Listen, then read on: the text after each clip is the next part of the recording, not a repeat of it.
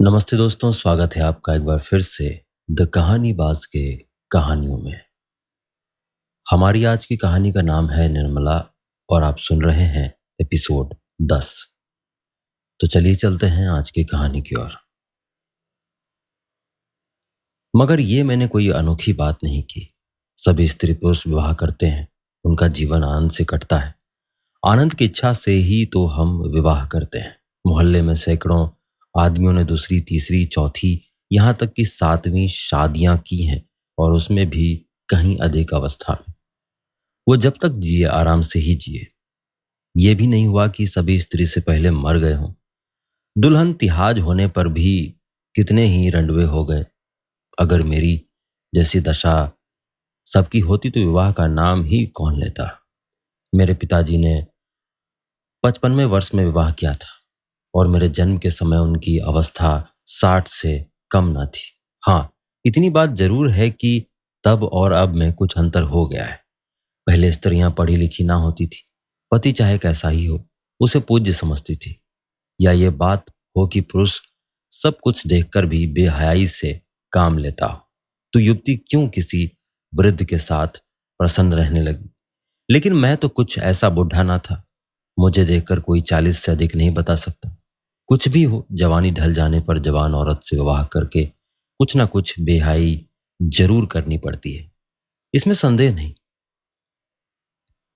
स्त्री स्वभाव से लज्जाशील होती है। उल्टा की बात दूसरी है। साधारणतः स्त्री पुरुष से कहीं ज्यादा संयमशील होती है। जोड़ का पति पाकर वो पर पुरुष से हंसी दिल लगी कर ले, उसका मन शुद्ध रहता है। बेजोड़ विवाह हो जाने से वो चाहे किसी की ओर आंखें उठाकर ना देखे, पर उसका चित्त दुखी रहता है। ये पक्की दीवार है, उसमें सबरी का असर नहीं होता। ये कच्ची दीवार है और उसी वक्त तक खड़ी रहती है जब तक उस पर सवारी ना चलाई जाए। इन्हीं विचारों में पड़े पड़े मुंशी जी को एक झपकी आ गई। मन के भावों ने तत्काल स्वप्न का रूप धारण कर लिया। क्या देखते हैं कि उनकी पहली स्त्री मनसाराम के सामने कह रही है, स्वामी, ये तुमने क्या किया। जिस बालक को मैंने अपना रक्त पिला पिला कर पाला, उसको तुमने इतनी निर्दयता से मार डाला। ऐसे आदर्श चरित्र बालक पर तुमने इतना घोर कलंक लगा दिया। अब बैठे क्या बिसुरते हो। तुमने उससे हाथ धो लिया। मैं तुम्हारे निर्दयी हाथों से छीन के उसे अपने साथ लिए जाती हूं। तुम तो इतने शक की कभी ना थे। क्या विवाह करते ही शक को भी गले बांध अपमान सहकर जीने वाले कोई बेहया होंगे। मेरा बेटा नहीं सह सकता। यह कहते कहते उसने बालक को गोद में उठा लिया और चली गई। मुंशी जी ने रोते हुए उसकी गोद से मनसाराम को छीनने के लिए हाथ बढ़ाया तो आंखें खुल गई और डॉक्टर लहरी, डॉक्टर भाटिया आदि आधे दर्जन डॉक्टर उनके सामने खड़े दिखाई दिए। 3 दिन गुजर गए और मुंशी जी घर न आए। रुक्मणी दोनों वक्त जाती और मनसाराम को देखाती थी। दोनों लड़के भी जाते थे, पर निर्मला कैसे जाती। उसके पैरों में तो बेड़ियां पड़ी हुई थी। वो मनसाराम की बीमारी की हाल चाल जानने के लिए व्यग्र रहती थी। यदि रुक्मणी से कुछ पूछती थी तो ताने मिलते थे और लड़की से पूछती तो बेसिर पैर की बातें करने लगती। एक बार खुद जाकर देखने के लिए उसका चित्त व्याकुल हो रहा था। उसे यह भय होता था कि संदेह ने कहीं मुंशी जी के पुत्र प्रेम को शिथिल ना कर दिया हो। कहीं उनकी कृपणता ही तो मनसाराम के अच्छे होने में बाधक नहीं हो रही। डॉक्टर किसी के सगे नहीं होते। उन्हें तो अपने पैसों से काम। मुर्दा दोजख में जाए या बहिशत में। उसके मन में प्रबल इच्छा होती थी कि जाकर अस्पताल के डॉक्टर को 1000 की थैली देकर कहे, इन्हें बचा दीजिए। ये थैली आपको भेंट है। पर उसके पास ना तो इतने रुपये ही थे, ना इतना साहस ही था। अब भी यदि वो वहां पहुंच सकती तो मनसाराम अच्छा हो जाता। उसकी जैसी सेवा शुश्रूषा होनी चाहिए वैसी नहीं हो रही है। नहीं, क्या 3 दिन तक ज्वर ही न उतरता। यह दैहिक ज्वर नहीं, मानसिक ज्वर है और चित्त के शांत होने से ही उसका प्रकोप शांत हो सकता है। अगर वहां रात भर बैठी रह सकती और मुंशी जी जरा भी मन मेला ना कर सकते तो कदाचित मनसाराम को विश्वास हो जाता कि पिताजी का दिल साफ है और फिर अच्छे होने में देर न लगती। हिंदी साहित्य की ये दुनिया जहां कहानियां सिर्फ कहानियां नहीं, एक विरासत है। और द कहानीबाज उसी विरासत को आज की पीढ़ी तक पहुंचाने की एक छोटी सी कोशिश है। मैं ये सब आपके लिए दिल से करता हूं, लेकिन अगर आप चाहें तो इस सफर में मेरा थोड़ा सा साथ दे सकते हैं। आप स्क्रीन पर दिख रहे क्यूआर कोड को स्कैन करके मुझे छोटा सा डोनेशन भेज सकते हैं। चाहे कि एक कप जितना भी सहयोग मेरे लिए बहुत मायने रखता है। आपका हर योगदान मुझे और बेहतर कहानियां सुनाने का हौसला देता है। शुक्रिया दिल से। लेकिन ऐसा होगा, मुंशी जी उसे वहां देखकर प्रसन्नचित्त रह सकेंगे? क्या अब भी उनका दिल साफ नहीं हुआ? यहां से जाते समय तो ऐसा ज्ञात होता था कि वो प्रमाद पर पछता रहे हैं। ऐसा तो ना होगा कि वहां जाते समय ही मुंशी जी का संदेह फिर भड़क उठे और वो बेटे की जान लेकर ही छोड़े। इसी दुविधा में पड़े पड़े 3 दिन गुजर गए और ना घर में चूल्हे जला, ना किसी ने कुछ खाया। लड़कों के लिए बाजार से पूड़ियां ली जाती थीं। रुक्मणी और निर्मला भूखी ही सो जाती थी, उन्हें भोजन की इच्छा ही ना होती थी। चौथे दिन जियाराम स्कूल से लौटा तो अस्पताल होता हुआ घर आया। निर्मला ने पूछा, क्यों भैया, अस्पताल भी गए थे? आज क्या हाल है तुम्हारे? भैया उठे या नहीं? जियाराम रुआंसा होकर बोला, अम्मा जी, आज तो वो कुछ बोलते चालते ही न थे। चुपचाप चारपाई पर पड़े जोर जोर से हाथ पांव पटक रहे थे। निर्मला के चेहरे का रंग उड़ गया। घबराकर पूछा, तुम्हारे बाबूजी ना थे? जियाराम ने कहा, डॉक्टर भी खड़े थे और आपस में कुछ सलाह कर रहे थे। सबसे बड़ा सिविल सर्जन अंग्रेजी में कह रहा था कि मरीज की देह में कुछ ताजा खून डालना चाहिए। इस पर बाबूजी ने कहा, मेरी देह से जितना खून चाहे ले लीजिए। सिविल सर्जन ने हंसकर कहा, आपके खून से काम ना चलेगा, किसी जवान आदमी का खून चाहिए। आखिर उसने पिचकारी से कोई दवा भैया के बाबू में डाल दी। 4 उंगली से कम की सुई नहीं रही होगी, पर भैया मिनके तक नहीं। मैंने तुम्हारे डर की आंखें बंद कर ली। बड़े बड़े महान संकल्प आवेश में ही जन्म लेते हैं। कहीं तो निर्मला भय से सूखी जाती थी, कहाँ उसके मुंह पर दृढ़ संकल्प की आवाज झलक पड़ी। उसने अपनी देह का ताजा खून देने का निश्चय कर लिया। अगर उसके रक्त से मनसाराम के प्राण बच जाएं, तो वो बड़ी खुशी से उसकी अंतिम बूंद तक दे डालेगी। अब जिसका जो जी चाहे समझे, वो कुछ परवाह ना करेगी। उसने जियाराम से कहा, तुम लपक कर एक इक्का बुला लाओ, मैं अस्पताल जाऊंगी। जियाराम ने कहा, वहां इस वक्त बहुत से आदमी होंगे, जरा रात हो जाने दीजिए। नहीं, तुम अभी इक्का बुला लो। जियाराम ने कहा, कहीं बाबूजी बिगड़े ना। निर्मला ने कहा, बिगड़ने दो, तुम अभी जाकर सवारी लाओ। जियाराम ने कहा, मैं कह दूंगा अम्मा जी ही ने मुझसे सवारी मंगवाई थी। निर्मला ने कहा, कह देना। जियाराम उधर तांगा लाने गया। इतनी देर में निर्मला ने सिर में कंघी की, जोड़ा बांधा, कपड़े बदले, आभूषण पहने, पान खाया और द्वार पर आकर तांगे की राह देखने लगी। रुक्मणी अपने कमरे में बैठी हुई थी, उसे इस तैयारी से जाते देखकर बोली, कहाँ जाती हो बहू? निर्मला ने कहा, जरा अस्पताल तक जाती हूँ। रुक्मणी ने कहा, वहां जाकर क्या करोगी? कुछ नहीं करूंगी। क्या करने वाले तो भगवान है, देखने को जी चाहता है। रुक्मणी ने कहा, मैं कहती हूँ मत जाओ। निर्मला ने विनित भाव से कहा, अभी चली जाऊंगी दीदी जी। जियाराम कह रहे हैं इस वक्त उनकी हालत अच्छी नहीं है। जी नहीं मानता, आप भी चलिए ना। रुक्मणी ने कहा, मैं देख आई हूं, इतना समझ लो कि अब बाहरी खून पहुंचाने पर ही जीवन की आशा है। कौन अपना ताजा खून देगा और क्यों देगा? उसमें भी तो प्राणों का भय है। निर्मला ने कहा, इसीलिए तो जाती हूं, मेरे खून से क्या काम ना चलेगा? रुक्मणी ने कहा, चलेगा क्यों नहीं, जवान ही का तो खून चाहिए, लेकिन तुम्हारे खून से मनसाराम की जान बचे, इससे यह कहीं अच्छा है कि उसे पानी में बहा दिया जाए। तांगा आ गया। निर्मला और जियाराम दोनों जा बैठे। तांगा चला। रुक्मणी द्वार पर खड़ी देर तक रोती रही। आज पहली बार उसे निर्मला पर दया आई। उसका बस होता तो वो निर्मला को बांधे रखती। करुणा और सहानुभूति का आवेश उसे कहाँ लिए जाता है, ये अप्रकट रूप से देख रही थी। आह, ये दुर्भाग्य की प्रेरणा है, सर्वनाश का मार्ग है। निर्मला अस्पताल पहुंची तो दीपक जल चुके थे। डॉक्टर लोग अपनी राय देकर विदा हो चुके थे। मनसाराम का ज्वर कुछ कम हो गया था। वो टकटकी लगाए हुए द्वार की ओर देख रहा था। उसकी दृष्टि उन्मुक्त आकाश की ओर लगी हुई थी, मानो किसी देवता की प्रतीक्षा कर रहा हो। वो कहाँ है, उसका उसे ज्ञान न था। सहसा निर्मला को देखते ही वह चौंक कर उठ बैठा। उसकी समाधि टूट गई। उसकी विलुप्त चेतना प्रदीप्त हो गई। उसे अपनी स्थिति का, अपनी दशा का ज्ञान हो गया, मानो कोई भूल हुई बात याद आ गई हो। उसने आंखें फाड़कर निर्मला को देखा और मुंह फेर लिया। एकाएक मुंशी जी तीव्र स्वर में बोले, तुम यहां क्या करने आई? निर्मला अवाक रह गई। वो बतलाए कि क्या करने आई? इतने सीधे से प्रश्न का भी वो क्या कोई जवाब दे सकी? वो क्या करने आई थी? इतना जटिल प्रश्न किसके सामने आया होगा? घर का आदमी बीमार है, उसे देखने आई है। ये बात क्या बिना पूछे मालूम ना हो सकती थी? फिर ये प्रश्न क्यों? वो हतबुद्धि सी खड़ी रही, मानो संज्ञाहीन हो गई हो।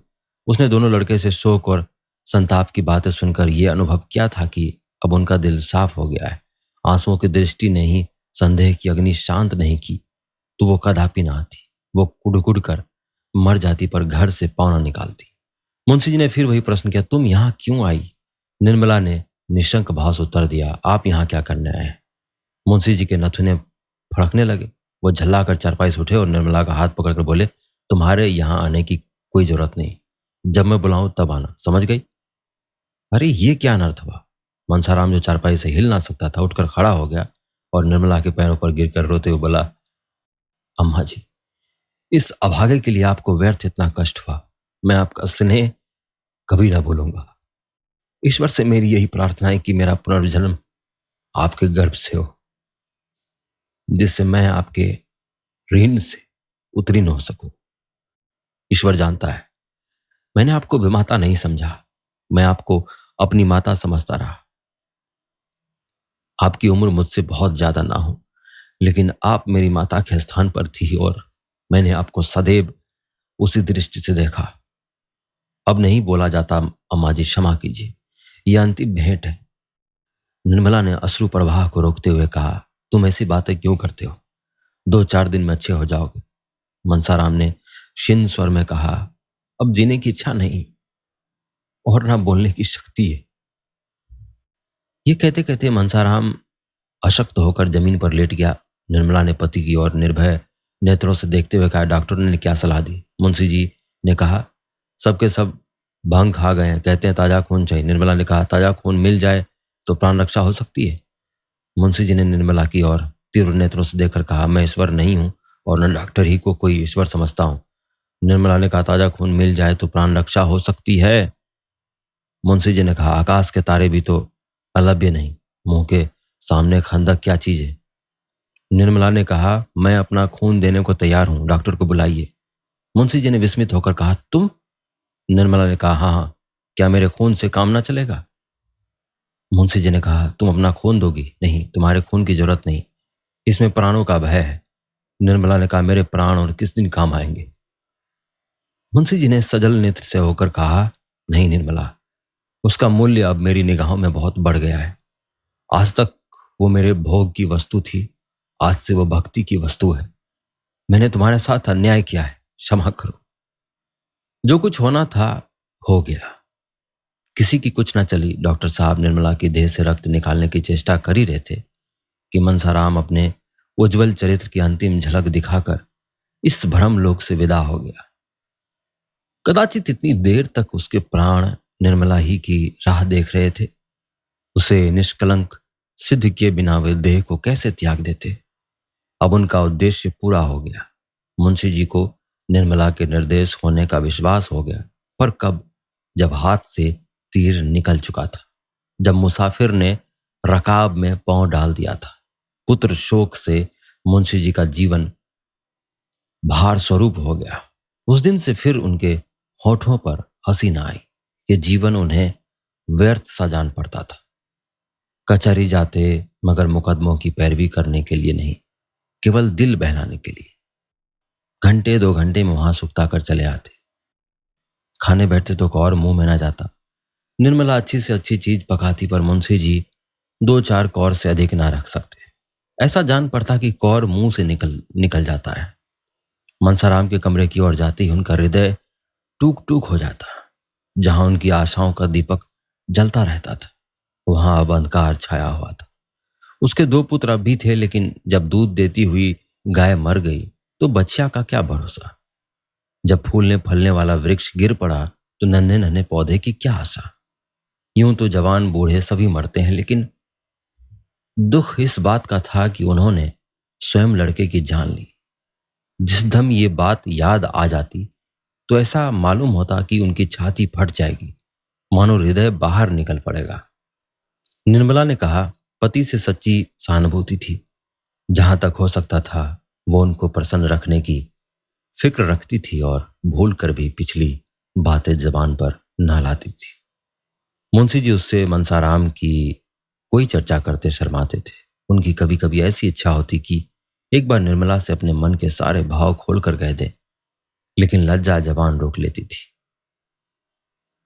इस भांति उन्हें संतावना भी ना मिलती थी, जो अपनी व्यथा कह डालने से दूसरे को अपने गम में शरीक कर लेने से प्राप्त होती है। मवाद बाहर ना निकलकर अंदर ही अंदर विष फैलता जाता था। दिन दिन देह घुलती जाती थी। इधर कुछ दिन से मुंशी जी और उन डॉक्टर साहब में जिन्होंने मनसाराम की दवा की थी याराना हो गया था। बेचारे कभी कभार आकर मुंशी जी को समझाया करते थे, कभी कभी अपने साथ हवा खिलाने के लिए खींच ले जाते। उनकी स्त्री भी दो चार बार निर्मला से मिलने आई थी। निर्मला भी कई बार उनके घर गई थी, मगर वहां से जब लौटती तो कई दिन तक उदास रहती। उस दंपति का सुखमय जीवन देखकर उसे अपनी दशा पर दुख हुए बिना ना रहा जाता था। डॉक्टर साहब को 200 रुपये मिलते थे। गृहस्थी का बहुत सा काम स्त्री को अपने ही हाथों करना पड़ता था। गहने भी उसके देह पर बहुत कम थे, पर उन दोनों में वह प्रेम था जो धन की तृण बराबर प्रवाह नहीं करता। पुरुष को देखकर स्त्री का चेहरा खिल उठता था, स्त्री को देखकर पुरुष निहाल हो जाता था। निर्मला के घर में धन इससे कहीं अधिक था। आभूषणों से उसकी देह फट पड़ती थी। घर का कोई काम उसे अपने हाथों से ना करना पड़ता था, पर निर्मला संपन्न होने पर अधिक दुखी थी और सुधा विपन्न होने पर भी सुखी। सुधा के पास कोई ऐसी वस्तु ना थी जो निर्मला के पास ना थी, जिसके सामने उसे अपना वैभव तुच्छ जान पड़ता था। यहां तक कि वो सुधा के घर गहने पहनकर जाते शर्माती थी। एक दिन निर्मला डॉक्टर साहब के घर आई तो उसे बहुत उदास देखकर सुधा ने कहा, बहन आज बहुत उदास हो। वकील साहब की तबीयत तो अच्छी है ना? निर्मला ने कहा, क्या कहूं सुधा, उनकी दशा दिन दिन खराब होती जाती है। कुछ कहते नहीं बनता, ना जाने ईश्वर को क्या मंजूर है।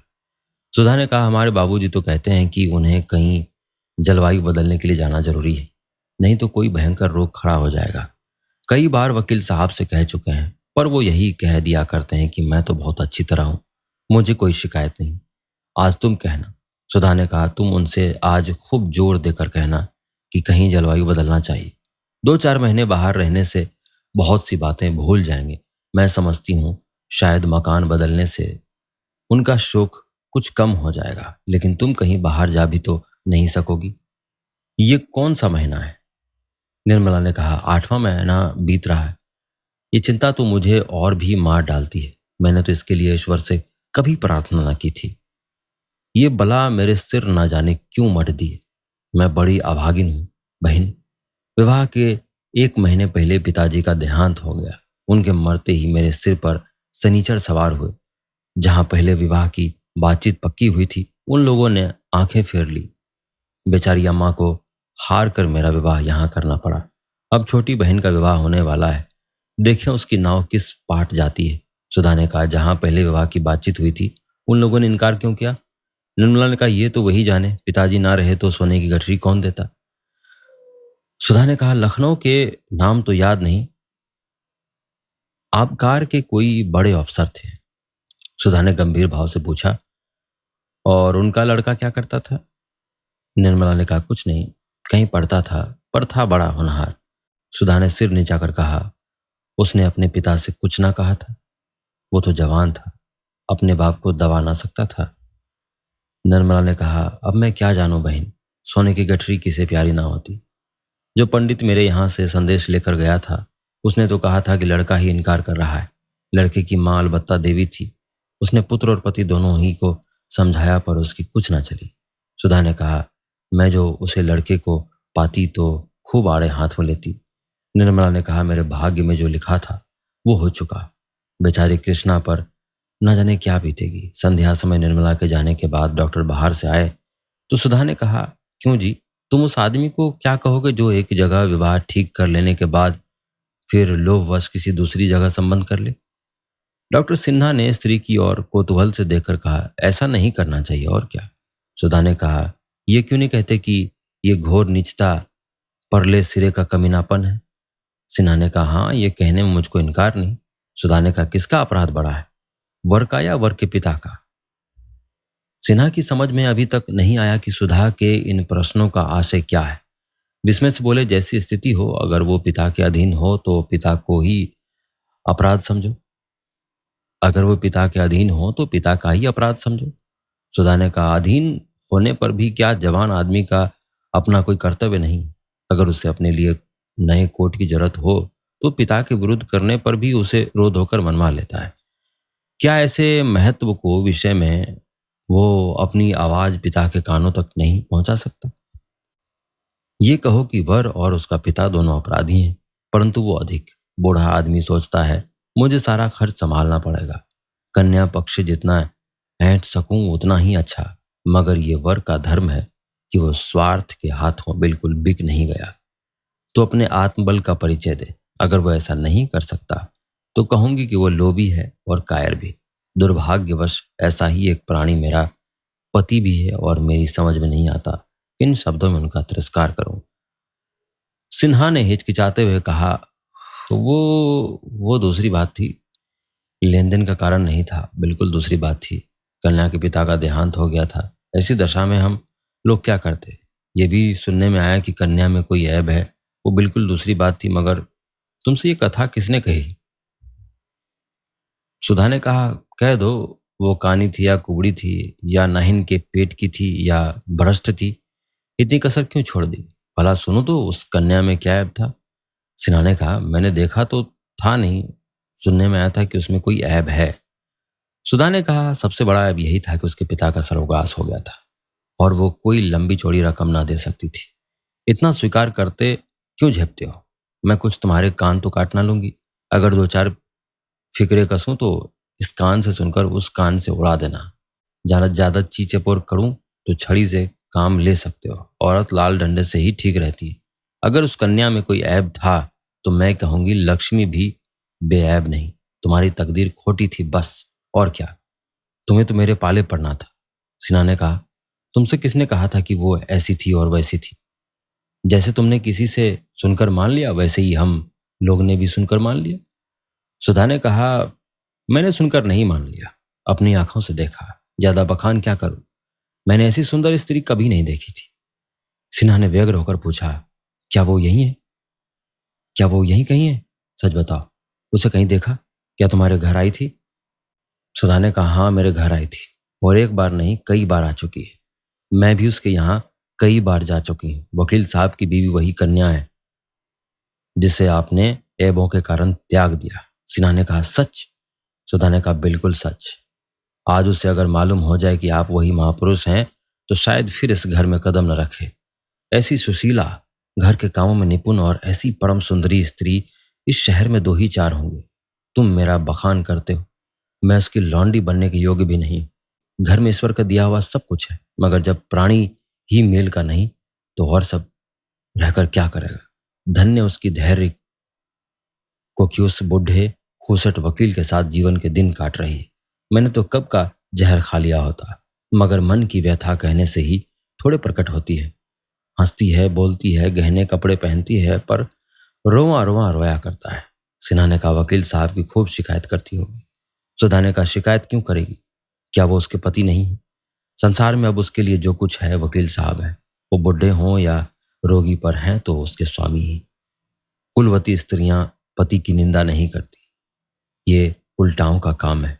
वो उनकी दशा देखकर कुढ़ित है पर मुंह से कुछ नहीं कहती। सिन्हा ने कहा, इन वकील साहब को क्या सोची थी जो इस उम्र में ब्याह करने चले? सुधा ने कहा, ऐसे आदमी ना हो तो गरीब कुंवारियों की नाव कौन पार लगाएगा?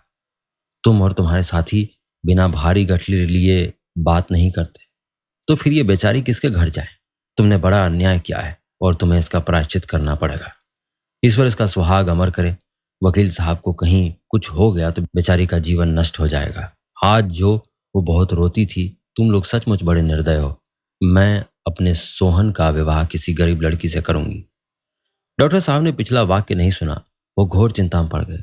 उनके मन में प्रश्न उठ उठकर उन्हें विकल करने लगा। कहीं वकील साहब को कुछ हो गया तो? आज अपने स्वार्थ का भयंकर स्वरूप दिखाई दिया। वास्तव में ये उन्हीं का अपराध था। अगर उन्होंने पिता से जोर देकर कहा होता कि और कहीं विवाह ना करूंगा, तो क्या वो उनकी इच्छा के विरुद्ध उनका विवाह कर देते? सहसा सुधा ने कहा, कहो तो निर्मला से तुम्हारी मुलाकात कर दूं, वो भी जरा तुम्हारी सूरत देख ले। वो कुछ बोलेगी तो नहीं, पर कदाचित एक दृष्टि में वो तुम्हारा उतना तिरस्कार कर देगी जिसे कभी ना भूल सकोगे। बोलो, कल मिला दूं, तुम्हारा बहुत संक्षिप्त परिचय भी दे दूंगी। सिन्हा ने कहा, नहीं सुधा, तुम्हारे हाथ जोड़ता हूं, कहीं ऐसा गजब ना करना, नहीं तो सच कहता हूं घर छोड़कर भाग जाऊंगा। सुधा ने कहा, जो कांटा बोया है उसका फल खाते क्यों इतना डरते हो? जिसकी गर्दन पर कटार चलाई है उसे तड़पते भी तो देखो। मेरे दादाजी ने 5,000 रुपये दिए ना, अभी छोटे भाई की विवाह में 5-6 हजार और मिल जाएंगे। फिर तो तुम्हारे बराबर धनी संसार में कोई न दूसरा होगा। 11,000 बहुत होते हैं, बाप रे बाप, 11,000 उठा उठा कर रखने लगे तो महीने लग जाएं। अगर लड़के उड़ाने भी लगे तो 3 पीढ़ियां तक चले। कहीं तो बात हो रही है या नहीं? इस परिहास से डॉक्टर साहब इतना झेपे कि सिर तक ना उठ सके। उनका सारा वाक्चातुर्य गायब हो गया, नन्हा सा मुंह निकल गया, मानो मार पड़ गई हो। इसी वक्त किसी ने डॉक्टर साहब को बाहर से पुकारा। बेचारे जान लेकर भागे। स्त्री कितनी परिहास कुशल होती है, इसका आज परिचय मिल गया।